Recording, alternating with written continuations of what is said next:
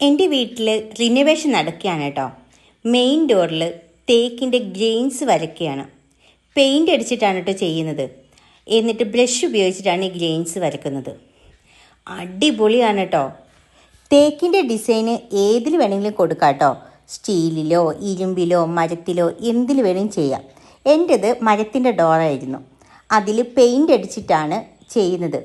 എല്ലാത്തിനും ഓരോ സമയമുണ്ട് ദാസ എന്ന് പറയുന്നത് പോലെ എൻ്റെ ആഗ്രഹങ്ങൾ ഓരോന്നോരോന്നായിട്ട് സഫലീകരിച്ചുകൊണ്ടിരിക്കുകയാണ് കേട്ടോ.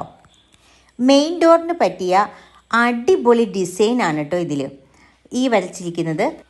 തേക്കിൻ്റെ ഡോറുണ്ടല്ലോ, മാറി നിൽക്കേണ്ടി വരും. ഇത് തേക്കാണോ എന്ന് ആർക്കും സംശയം തോന്നും. ആ രീതിയിലാണ് ഇത് പെയിൻറ് ചെയ്ത് വെച്ചിരിക്കുന്നത്. നല്ല രസമുണ്ട്.